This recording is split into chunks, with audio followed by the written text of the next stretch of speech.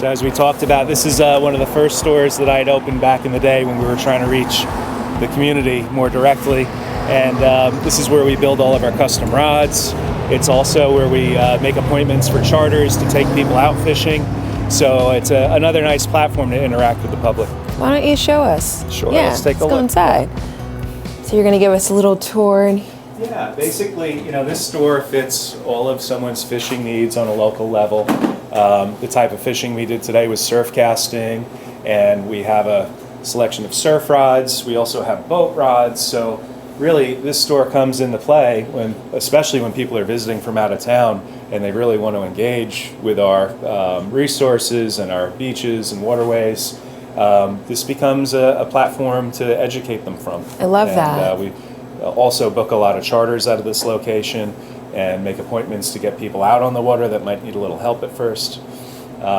So from there too, we have very seasoned fishermen that come through. We build custom rods for them. Can you show the bait? Are those the bases, or just how does? Bait. I can show you a rod here that was built for a customer that hasn't picked up yet. This gentleman is going to be fishing in Florida, and this was built for snook. So we actually wind up doing projects for people that are going on vacations at times too. So this was designed just for the specific type of fishing that he's doing. And through custom rod building, we've done a lot of different productions. We did a episode for Father's Day on the Today Show, where we built rods for Willie Geist, Natalie Morales, and Al Roker. Also, Jeremy Wade from River Monsters and Animal Planet is a person that I have built rods for the show. So, it's a great platform to share that type of thing with as well. Customers will come in excited about their catch, and we always encourage them, please bring us a photo, we'll put you up on the wall, and it turns into this, almost a big postcard of all the things that happen here. 6 years old in Minnesota, Lake Minnetonka with my dad, and he was showing me how to fish. Right. That was and then 2 years later we fished, and then that was it. Right. Well, because it's not losing interest, as you have an experience, usually with family when you're younger, and then it comes back when it does. For some people it takes a while. It doesn't happen right away. It's like 20, 30 years. Yeah, but they remember that moment and they say, hey, I want to do that again. I want to relive that a little bit where I am now. So. And I feel like I just relived that today. That's cool. That's very cool. So now I'm excited to savor away. Yep. With 7 fish. That's right. That's where we're going to. So now, stay tuned. We're on our way to have a culinary adventure at his next facility, which is called Haskell Seafood. Yes. So from exploring the shores to going to the bait and tackle shop, and now we're here at your awesome facility. I love it, and it's pretty new. It is very relatively new.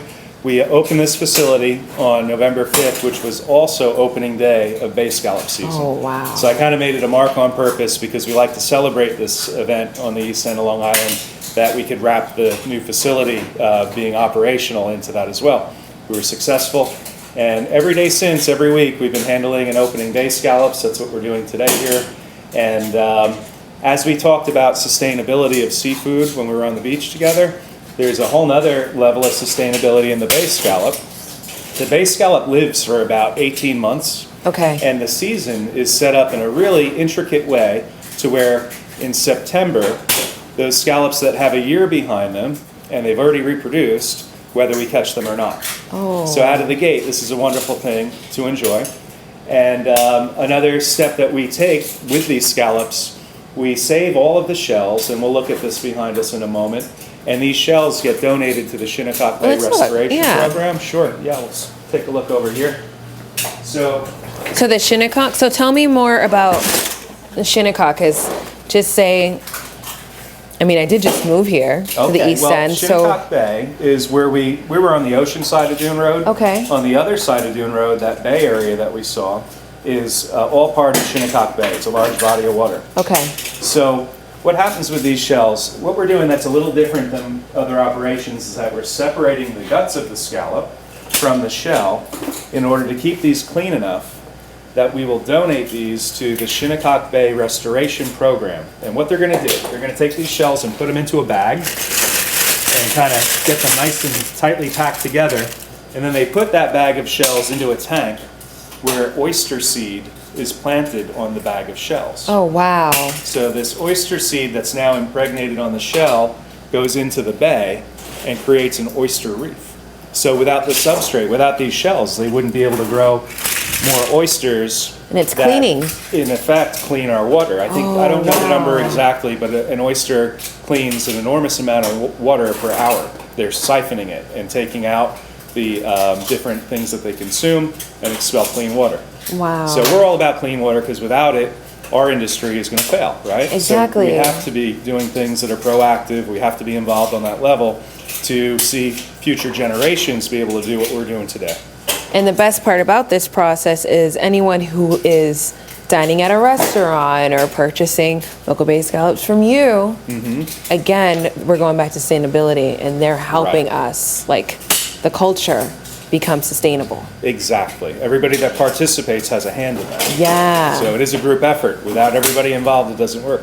Yeah, what's That one, happening, okay. Tina and Melissa here are opening the scallop, and here, this little coin of a meat is the part that we all know as a bay scallop. That's what we eat.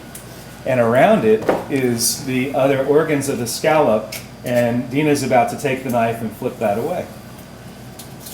Now, is it hard to do that?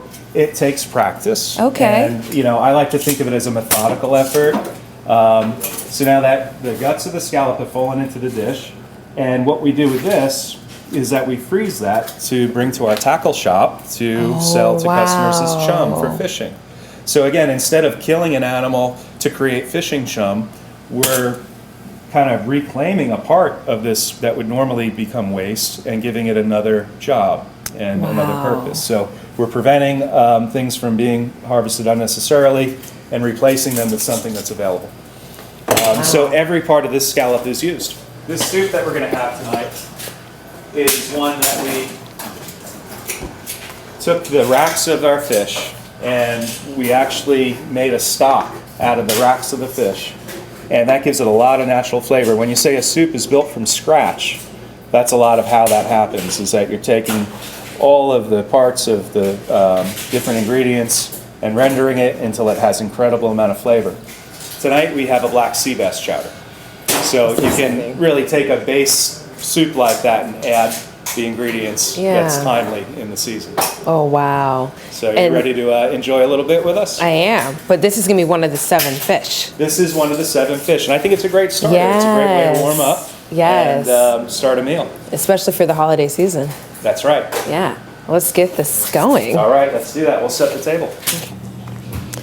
Oh, man. It smells so good. So, this soup is the black sea bass chowder. Yep. And this is one of the items that you're going to be selling for 7 fish. For the holiday 7 fish. Okay, okay.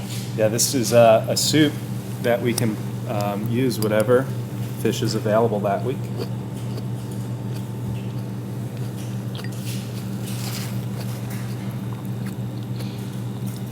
This is really good. Thank you. Wow. Thank you. And the recipe? Essentially, again, we start by making a fish stock from scratch. So we're taking the fish to make the flavor with other vegetables, and we strain that away. So we've got this very, very flavorful base now. We're adding leek, tomato, celery, potatoes, and shiitake mushroom in this case. And at that point, we'll use the fish that is being landed at that moment that we're making soup that week. So basically, on Thanksgiving, we had a striped bass chowder. This week, we have a black sea bass chowder. By the time we get to Christmas, we're going to pick the best, freshest fish to make as part of the soup. Wow. Yeah. I love this. Thank This is, and what about the vegetables? Local farms? Yep, we source as much of our vegetables locally as we can, you know, although some of them fall out of season. So what we'll do, if we can get potatoes when potatoes are in season, we will acquire them locally to make part of our ingredients. If a vegetable's out of season, we'll source the nearest vegetable we can find. Because I'm tasting a lot of celery, onions, tomatoes. I know you already listed them. It's just like I can taste it. Good. Yeah, all those ingredients should have an identity. You know, you should It be definitely able to, does have an identity. You should be able to separate It's them. so good. Thank you to you. Thank you. And this is something I could see a family purchasing for dinner. Yeah. So they can pick it up here, or they can pick it up, they can order it online, or what's the process? The process For- is really, you can call us on the phone, place an order. We can prepare to have that ready to be picked up. People do pop in and place an order occasionally. So from there, on the internet, you could go to our website and place that order. So we often encourage people to just give us a call if they have questions, because that's the best way to really communicate what's happening. Oh, because definitely. Things change week to week. And what's your favorite process?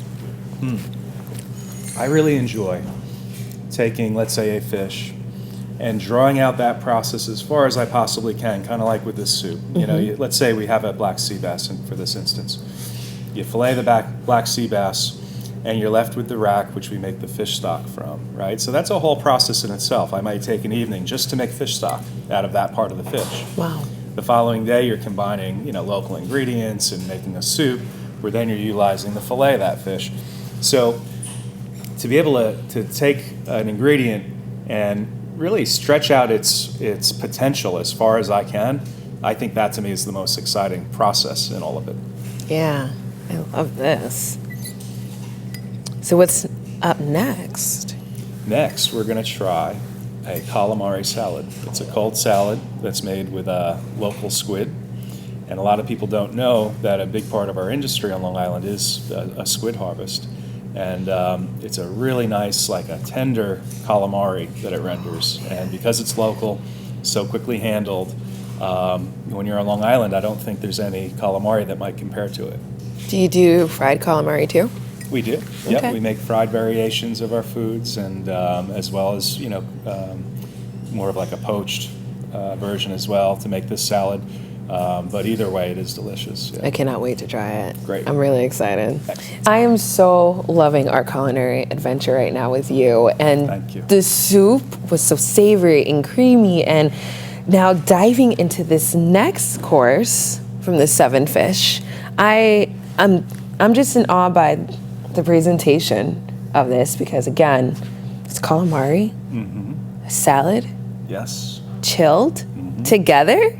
You have to tell me what's going on here. Absolutely. This is local calamari that's been poached, and it renders a really tender calamari. We then marinate it in a olive oil, vinegar marinade overnight, and the result is a chilled salad that can be served as a past hors d'oeuvre, as we see. This can also be put right over a bed of greens if one chose to, for even a light lunch. And that marinade is really a fine vinaigrette for a salad too. But quite often, I think people just dive right in and do what we're about to do here. I think we should dive right in. All right. Enjoy. I'm ready to savor away. So, this looks delicious. Thank you. Yeah, this is a really traditional Long Island recipe. This is a baked clam. So we take local hard clams that are harvested in our bays, we chop them up, and create kind of like a holiday stuffing, you could call Okay. it. And traditionally you squeeze a little lemon over it, and another nice light appetizer to engage in the meal. What I love about this dish, it could, like you're saying, it's an appetizer, so any dinner parties. If there's anyone that's having dinner parties anytime soon, they can just order it from you. Yeah, these are pretty labor intensive to put Okay. together if you were to make them from scratch. So Yes. again, we try to fill in that space and make it easy for people. And then we want this people to too. take the credit for their meal too. Yes. Even though we've prepped this stuff, they're the ones who's going to heat it up and serve it and garnish the plate like we did here. Yes. So there's credit to be taken for the meal.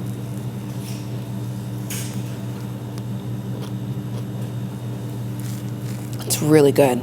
Thank you. It's really, really good. What's wow. nice about this recipe too is we don't add any salt to the clam. The clam has a brine of its own, kind of like an oyster is salty. The clam has the same thing. So we just make a clam stock from the clam juice and incorporate it into the dish. So any flavor of salt just is a natural part of that clam juice that you're tasting. Wow. And then I taste roasted peppers, or red peppers. Yeah, we have red pepper that was sauteed on high heat with a little bit of shallot, some celery, and you kind of cook that almost like you're starting a soup. But once you have your liquid combined with the clam stock, you start adding the breadcrumb and turning it into a stuffing. So it really captures all that flavor like a soup does. Yeah. Just a different vehicle.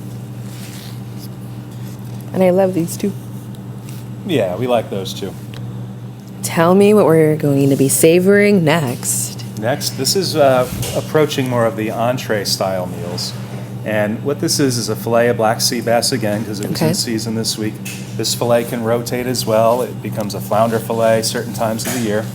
And we've rolled it and created a stuffed fish. Wow. And on top, we've got a garlic butter herb finishing sauce. Right when we're done putting this in the oven, the last 5 minutes, we put this butter on top to allow it to melt, to give it just a little bit of a sauce of herb and flavor on top. Wow.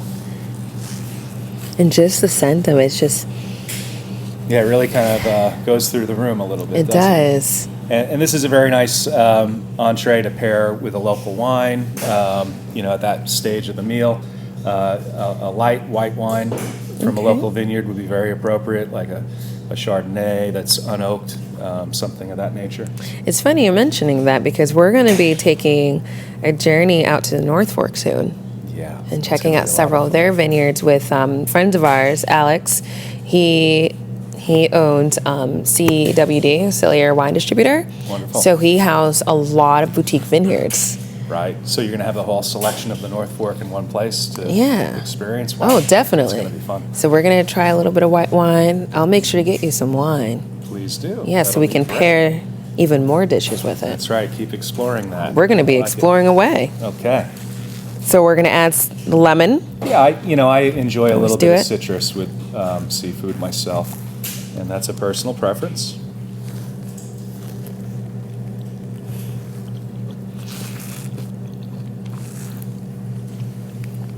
I love the consistency. It's very creamy. Wow. Yeah, that fish fillet on top. And look at the steam. Oh, wow. A little bit, and like you said, that creaminess underneath of the stuffing complements the firmness of the fish.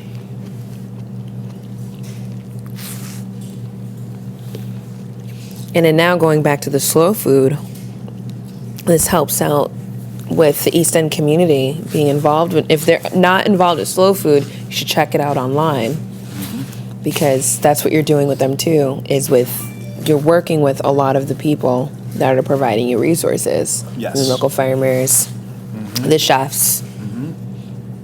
Yeah, it's a real collaboration of like-minded thought when it comes to food. People that do want to take time to explore the potential of ingredients, to pair them together like we're talking about. When you find a community of people like that, it really grows from there too. Yeah. It's like the catalyst to attract more and more people to these good things. So the packaging. Yes. Let's see what you have here. Sure.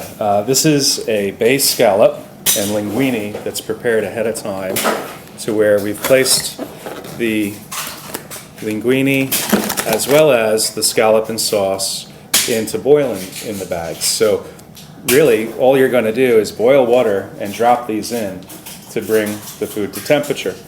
And we find this is a real asset when you're entertaining guests, or if you're doing a 7-course meal. You really don't have that much time to create 7 dishes in a row. So this is another way to help people along, to where if the water's boiling, these 2 packages get dropped in, and in 10 minutes you're serving. So a little grated cheese on top for a finishing touch, and we're preserving all that quality in our local seafood and making it easy at the same time. In local cheese, you can go to Meacock's Dairy Farm. Yeah, nice idea. They have great, like their Parmesan cheese is like, it's really good. And on the back of the box, we always offer instruction. So we make it very clear in case you're in a bit of a rush, or if you're doing many things at once. This is going to walk you through the process, so it's a nice reference at the same time. This is a perfect gift. It does make a nice gift. It'll be a perfect gift. On our website, you can order Haskell seafood. It comes in these boxes, and we can ship around the country. They don't have to be totally submerged. They just have to be in the water. And at the halfway point, we're actually going to flip those bags. So we're going to say in 10 minutes it'll come to temperature. At the 5-minute mark, I'm just going to turn them. Okay. And at that point, we can open the bags and eat. Wow. This smells so, like, the aromas and just, wow. And the funniest thing is, it only took you less than 10 minutes to make this. It did, yes. The preparation process makes it easier Yeah. for the consumer.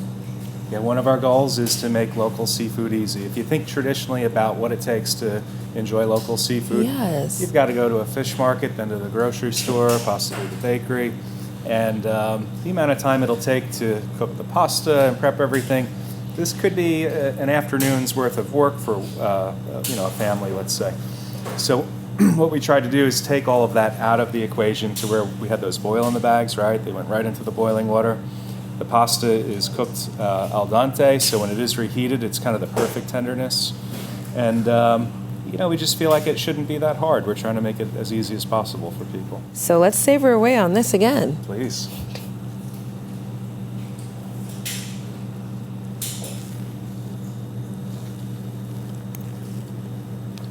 I taste olive oil.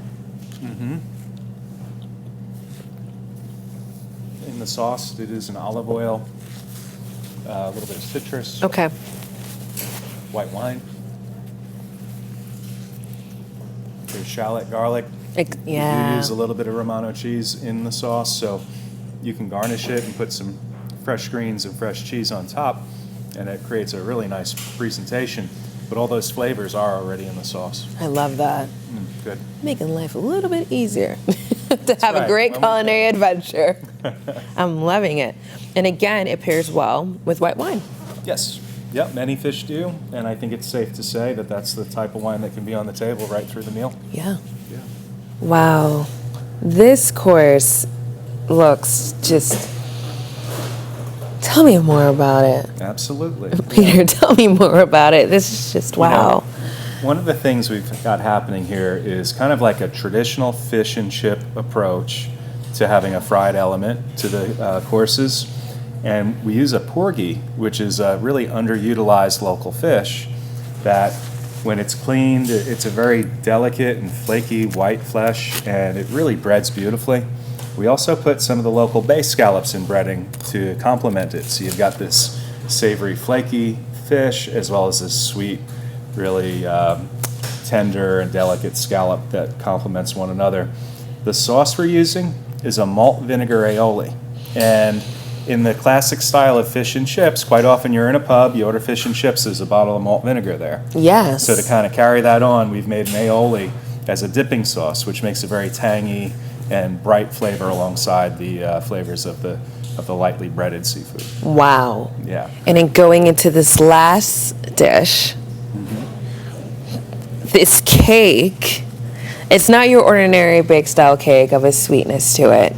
It's an Italian style fish cake. Correct. It is a good representation of a traditional part of a seven fishes where traditionally I believe it's codfish that they're using quite often to make a fish ball or a fish cake. And in this case we've used fluke, which is another light, flaky fish that's similar to create a cake that's kind of creamy because we're using potato as well to give it this nice softness. And it lends itself again to one of the traditional steps in our group of fish here. And what I love about each dish that we had tonight, and just going through that process with you, I felt that I was a part of the journey when you're going fishing. I was part of the journey when you went to the farm, or part of the journey here when they're shucking. It's like you showed us how it all worked and came together. And now you're offering it out to the community. Everyone has a moment to savor each and every day. It doesn't matter what you're doing, but as long as you love what you're doing. And you're sharing it with other people that you love so they get a feel of it. So again, with you, you're sharing it with people that you love platonically or like whatever it may be. Sure. You're still sharing that passion because everybody tastes, I feel like, wow, they care. Great. You really care. This is delicious. Yeah, the fluke is a really nice, lighter fish. The texture of the fish is very fine. So when you blend it into the cake, it really forms nicely. You know, it holds together, and that added potato gives it that creaminess. Long Island has been known for its potatoes for a long, long time. That was one of the first big crops on Long Island. So I always enjoy including potato in our recipes because there's a little charm to that as well. Yeah, and again, you're bringing back history.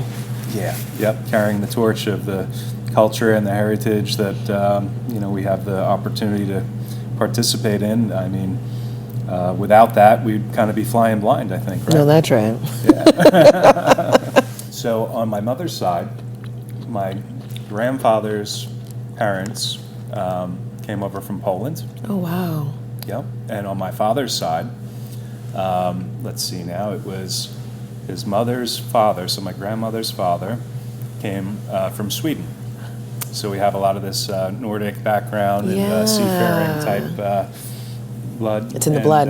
It is, so growing up, pickled herring around the holidays was a big thing. That we've got a recipe that was handed down through generations from those areas. So, it's safe to say that my heritage of my, grandfathers, great-grandfathers, and grandmothers definitely has played a role in our experience as we, have had our own heritage here on Long Island. It does marry together. Wow. Yeah.